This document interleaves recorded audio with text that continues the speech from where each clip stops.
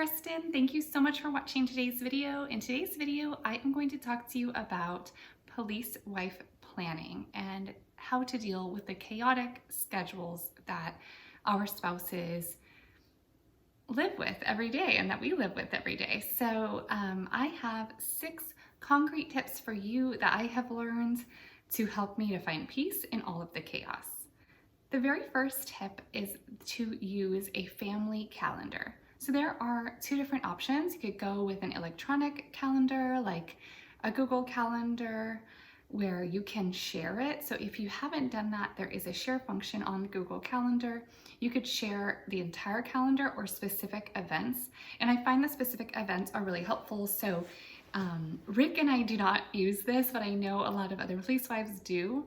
So I think that if you have your own personal calendar and then you just share like his work days or your work days or kids events or something like that, then that could really help you guys to communicate better.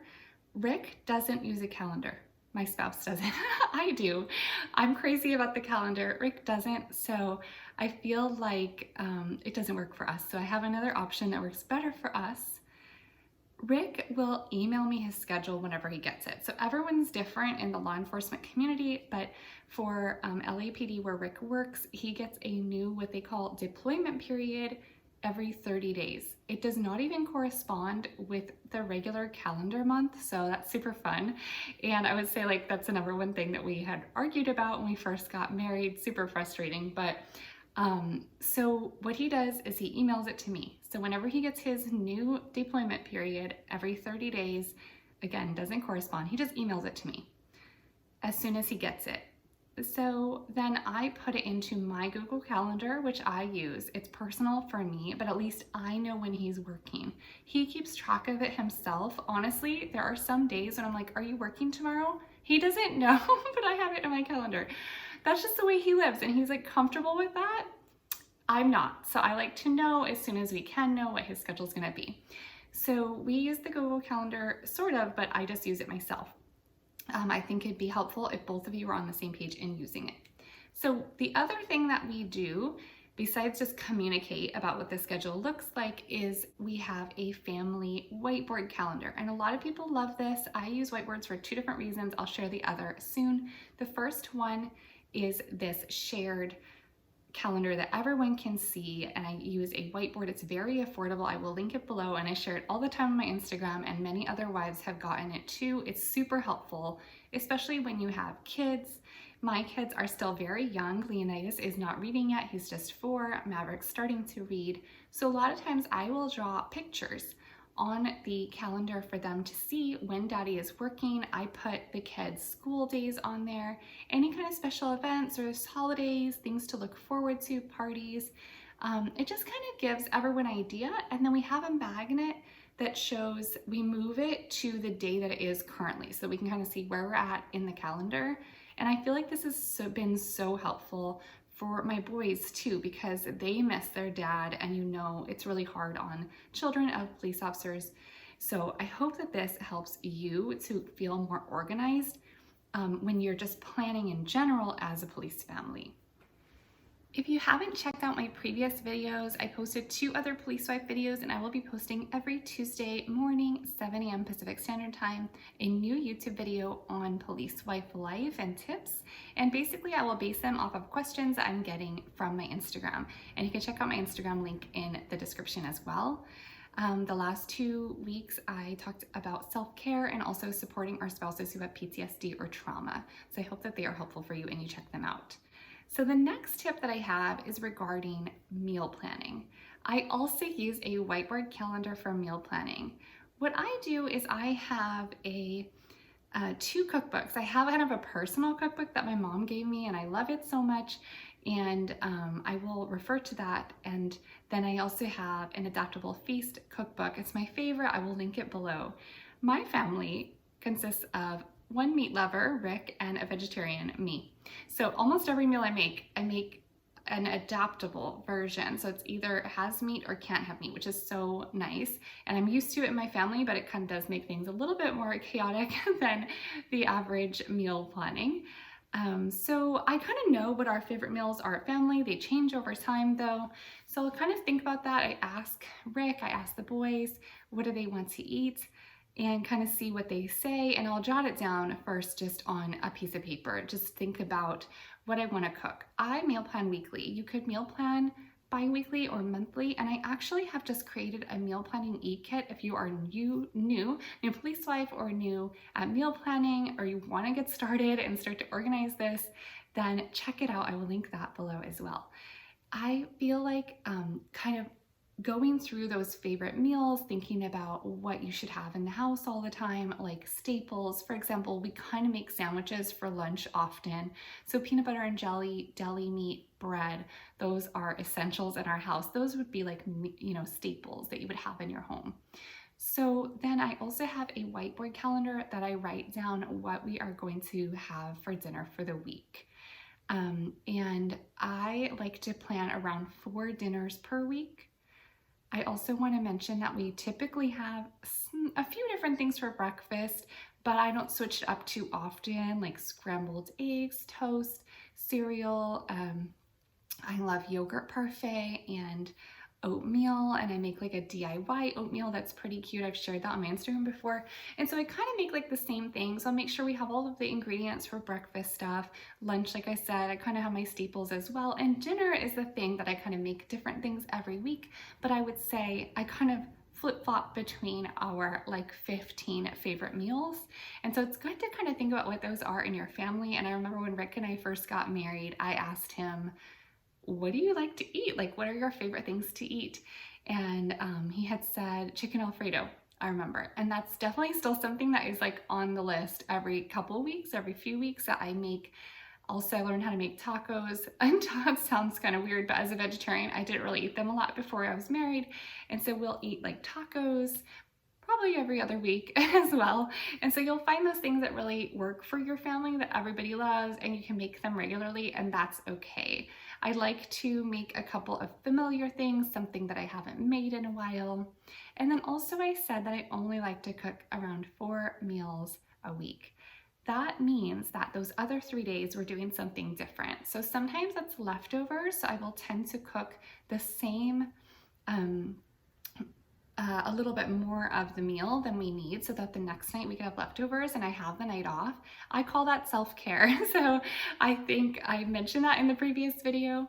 I think it's really important to have a night off. Cooking takes a lot of time. Like, I'll be in the kitchen sometimes between the cooking and prepping and cleaning, like an hour and a half. That's a long time every day to be in the kitchen, or a couple hours even, depending on what you're cooking. So it's important to think about that as well.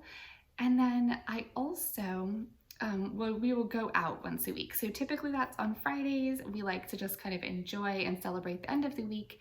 And our boys and I will talk about where that is. And last week, Maverick did awesome on a spelling test. And so we let him choose. So we kind of have fun with that. And I also know, like, I will get a break on Fridays, and it's so nice.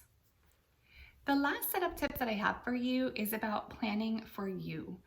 So even though we can write down our husband's or spouse's schedule, sometimes we know they change, right? So we have overtime, court, mandated court, anything can happen, just extra days off that they need, overtime working late from the night before, and crazy stuff happens. So I feel like when you are planning as a police wife, it's important to plan for you and your needs.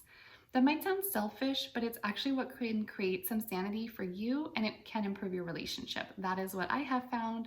I talk more about this in a book that I wrote that is Be a Happy Police Wife in Motherhood. It is open for anybody, even if you are not a mom yet or ever going to be, and I think it will be helpful for you.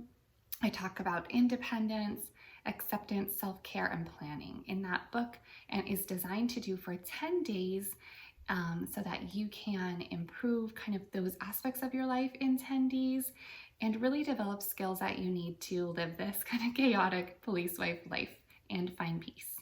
So I feel like it took me time to learn this skill to plan for me, but once I did, and I'm going to talk about examples of that, I found peace. So when we first had Maverick, that's why I wrote the book for moms, because I feel like that's when stuff got a little crazier.